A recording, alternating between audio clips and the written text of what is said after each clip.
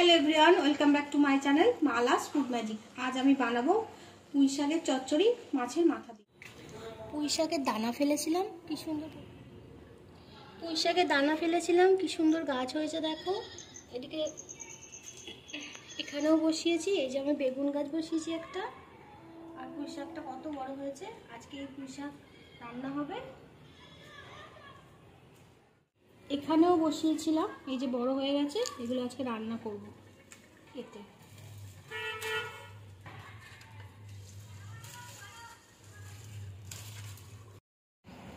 এখানে একটা পুঁই শাক হয়েছে, কেটে নিয়ে এসেছি।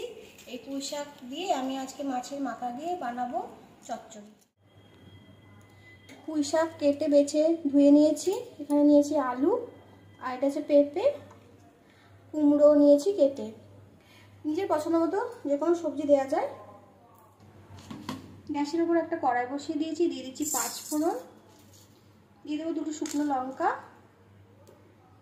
আর দিয়ে দেবো সর্ষের তেল। এবার এগুলো সব দিয়ে দেবো।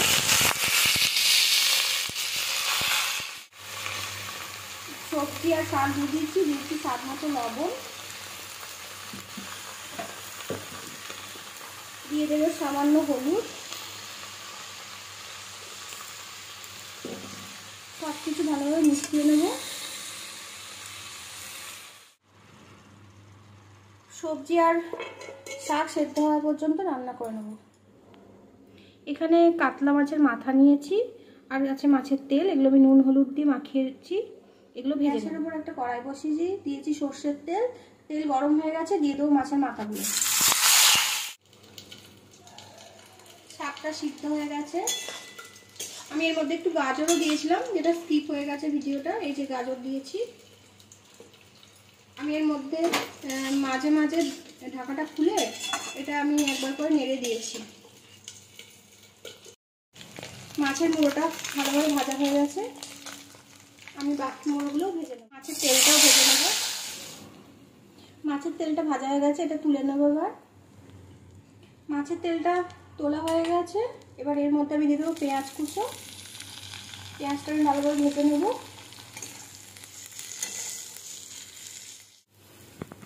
পেঁয়াজটা ভাজা হয়ে গেছে, দিয়ে দেবো সেদ্ধ করা সবজি আর শাকটা।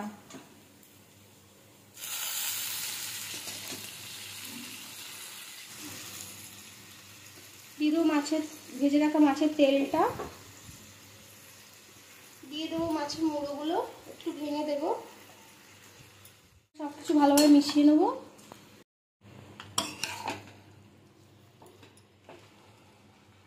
দিয়ে দেবো টমেটো কুচি, দিয়ে দেবো স্বাদ মতো চিনি,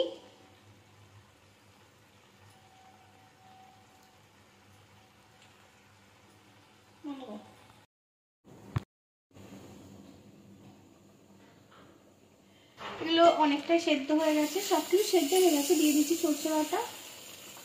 সর্ষে বাটাটা এবার মিশিয়ে নেবো শাক আর সবজির সাথে।